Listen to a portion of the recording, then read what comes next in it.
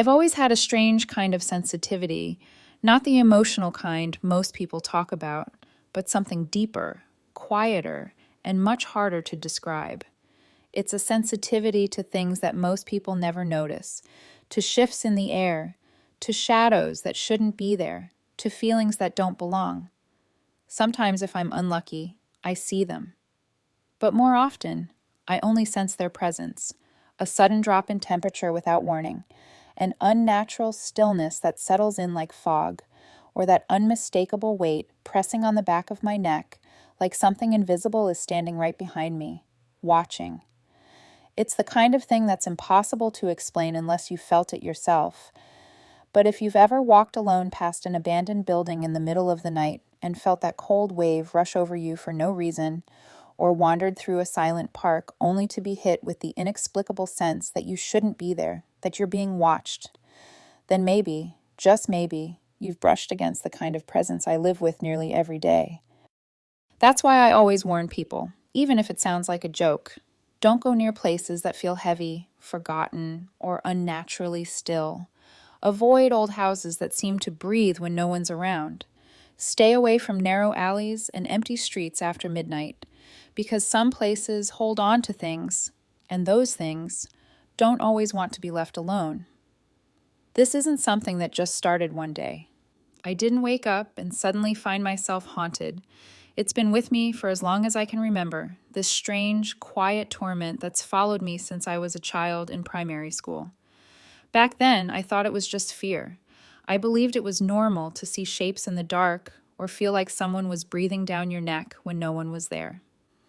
I told myself it would stop, that I'd grow out of it. But it never stopped. And one night when I was a little older, my mother told me something that changed everything. She didn't make a big deal out of it, just sat me down and told me a story. There were whispers in our family, she said. Rumors that our great-great-grandmother had been a witch. Not in the fairy tale sense, but in the way that some people are born with sight, with sensitivity, with the ability to sense what lies beyond. She told me that this strange gift, or curse, might run in our blood, that maybe the things I felt weren't just in my head. She told me she used to feel it too, that when she was younger, the same darkness followed her, the same cold rooms, the same voices at night. She knew what it meant to lie awake for hours, too scared to move, too afraid to sleep. But one day, it just stopped. Without warning, without explanation, the presence faded. And since then, she hasn't felt a thing. Still, even if she no longer shares this burden, she understands it. She's the only one who does. On the nights when I can't sleep, when the air in my room feels thick and something unseen sits on my chest, I find myself drifting to her room. She never asks questions. She never says a word. She just lets me stay, her quiet understanding stronger than anything she could say. In her presence, the fear doesn't vanish, but it becomes bearable. On a normal night, I sleep in my own room. There's a window right above my bed, and for the longest time, I loved it. On nights when I couldn't sleep, I'd leave the curtain open just a little, letting the soft yellow light of the street lamp or the cool silver glow of the moon spill into the room. It made me feel calm, safe, like the outside world was still there, watching over me from a distance. But that night was different. I couldn't sleep. The air in my room felt still and cold, unnaturally cold for that time of year. It wasn't the comforting chill of winter or a breeze through a cracked window. It was something else, thick, heavy, and unmoving, as though the entire room had paused, like it was waiting. And the silence, it was wrong. Not peaceful, not restful. It felt suffocating, like something was in the room with me, holding its breath. I did what I always do. I stayed still, tried to ignore it, tried to pretend nothing was there. Usually that works. Usually, if I don't acknowledge the presence, it fades away. But not this time. This time, it felt closer, and then I heard a voice. Not through my ears, but in that quiet place behind your thought, where dreams and instincts live. It wasn't loud, it wasn't angry. It was calm, steady, almost gentle. Close the curtain. With a man deep in fade voice, I blinked. For a moment, I thought I'd imagined it. Close the curtain. Again and again, soft and insistent, like a whisper made of wind and breath. I grabbed my pillow, pressed it tightly over my ears.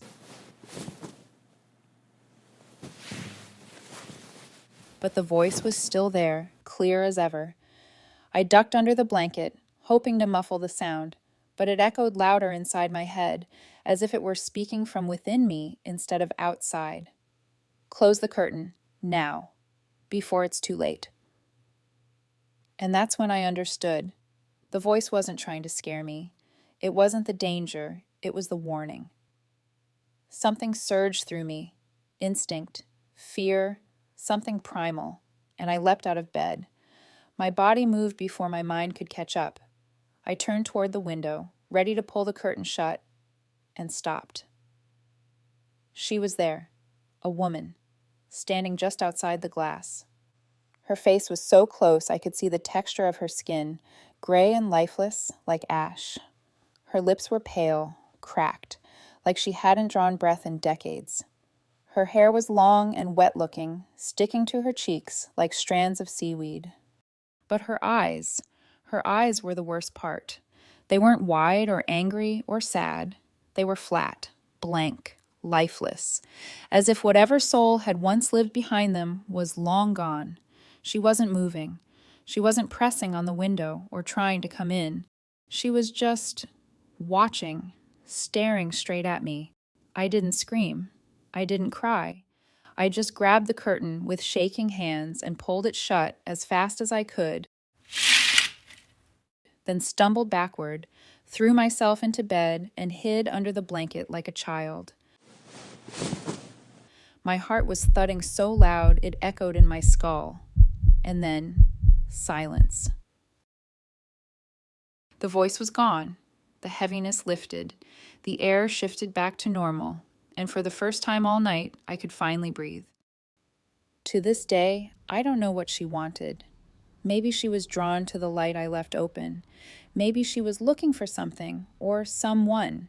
Maybe she meant harm. Or maybe she was just lost. But I do know one thing. The voice saved me. It wasn't the threat. It was the protector. Since that night, something in me has changed. I still feel the presence. I still sense things others can't. But I'm no longer trying to shut it all out. I've stopped resisting what I am. Because maybe this isn't a curse. Maybe it's just a part of me.